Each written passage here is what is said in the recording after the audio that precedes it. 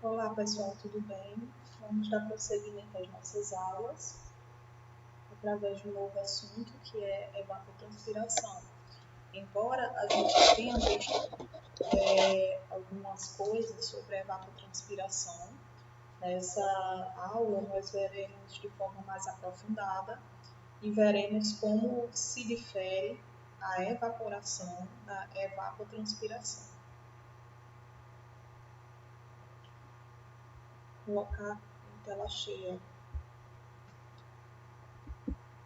Bom, nossa primeira parte será diferenciar, né, o nosso processo de evaporação, da transpiração, considerando que a evaporação foi o que a gente viu anteriormente, e como nós sabemos já, é o processo físico no qual a água sai do seu estado líquido para o seu estado gasoso, através do incremento da temperatura, através também de uma certa energia, e essa energia, no nosso caso, a gente viu que é basicamente a irradiação solar.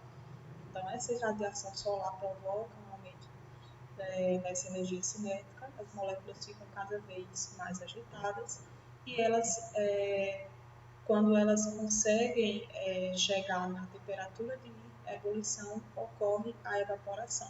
Essa temperatura culmina em uma determinada pressão, na qual, quando esta se iguala à temperatura externa, ocorre a saída das bolhas de gás para a atmosfera. E a transpiração, o que seria essa transpiração? É um processo no qual abrange a transpiração nas plantas e também a transpiração que acontece no solo, também de forma, digamos assim, conjunta. Então, a transpiração é extremamente importante se a gente for fazer balanço hídrico agrícola, que envolve cálculos de necessidade de irrigação. Então, esse é um parâmetro extremamente importante nesses casos, porque você vai ter uma área coberta, uma área vegetada e você vai ter uma necessidade hídrica. Então, essa parcela dentro do nosso balanço hídrico, ela não pode ser desprezada, principalmente se a gente está trabalhando em perímetros irrigados, certo? Bacias que envolvam perímetros irrigados.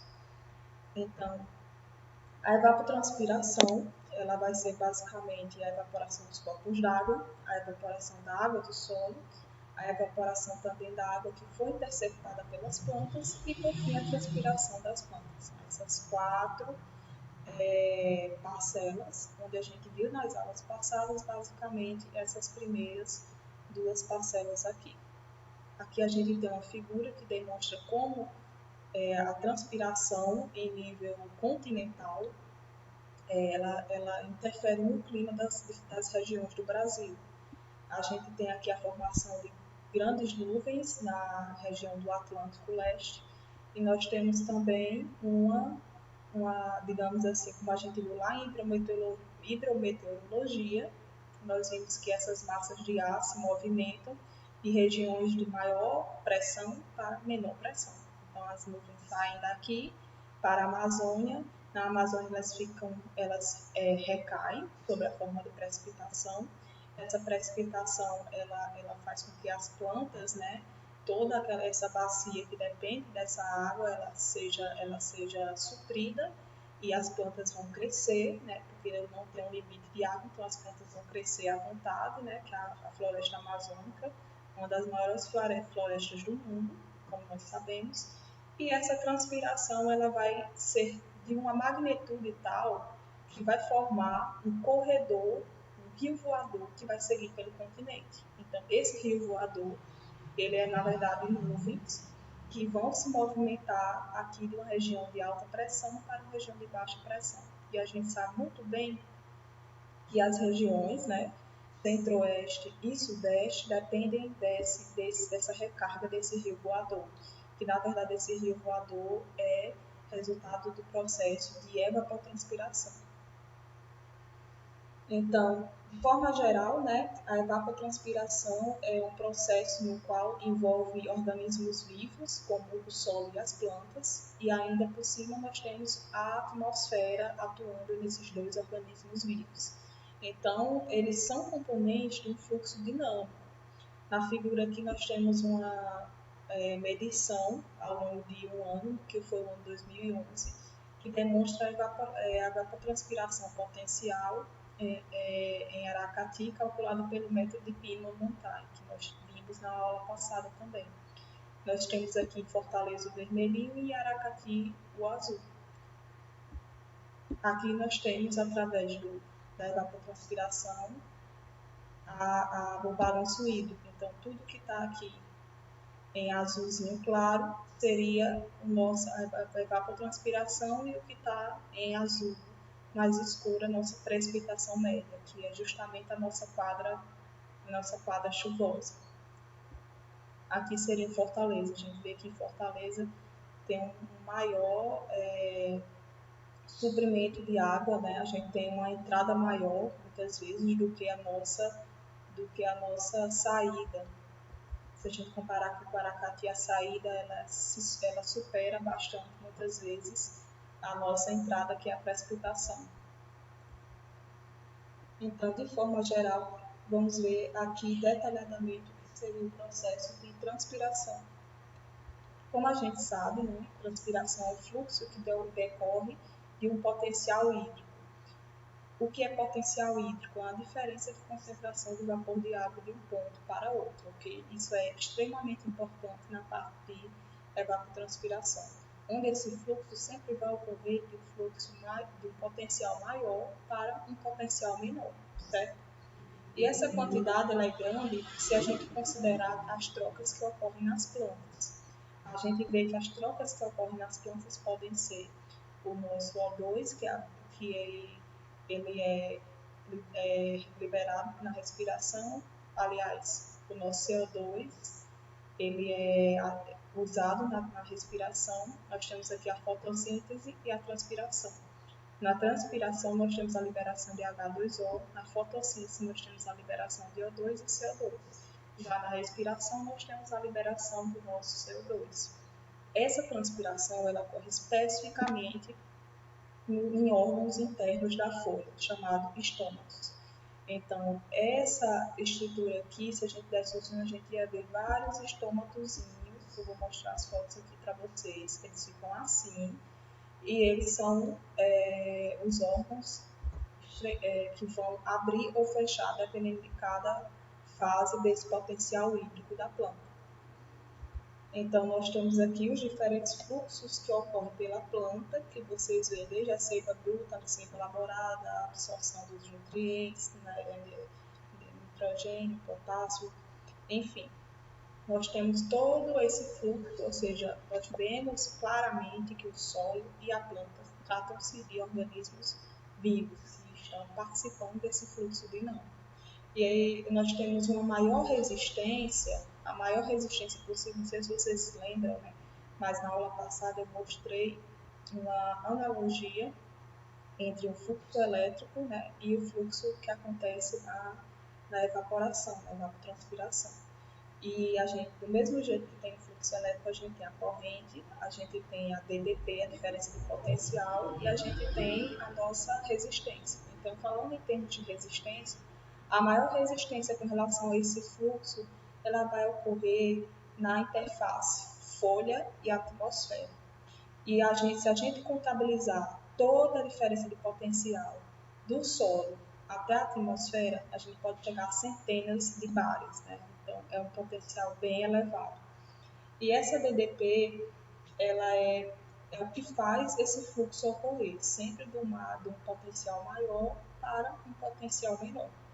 A transferência de água, ela vai se dar de uma área cultivada, né, onde a umidade do solo está abundante, ela é limitada apenas por condições meteorológicas. Já se a gente vai ter um lugar que tem essa água limitada, a gente vai ter limitações em termos de sistema radicular, por exemplo. A planta vai começar a ser um limitante também nesse processo. Então, nós temos que a água que evapora das plantas, quando se dá o processo de fotossíntese, desculpem pelo erro aqui, tem outro S, e depende da espécie de cada planta, do seu estágio de crescimento, do ambiente e dos seus fatores climáticos, tais como vento, temperatura, umidade relativa do ar. Isso aqui a gente viu lá na aula passada, como eles se relacionam. Né? A evaporação é devida à ação fisiológica dos vegetais, ou seja, as plantas, através de suas raízes, retiram a água do solo, que é a nossa seiva bruta, né? E vai subir pelo caule, pelas folhas, para realizar suas atividades vitais, né? A água é extremamente importante no processo de fotossíntese e parte dessa água é cedida à atmosfera, sob forma de vapor na superfície das folhas. E como acontece isso? Acontece basicamente por meio da abertura desses órgãos que são chamados estômagos. Né? Nas plantas, né, os estômagos expelem essa água sob formato de vapor e é justamente essa interface, né, o estômago, a diferença de pressão de potencial hídrico entre o estômago e o meio externo, que vai gerar uma diferença de potencial que vai me gerar também, consequentemente, um fluxo.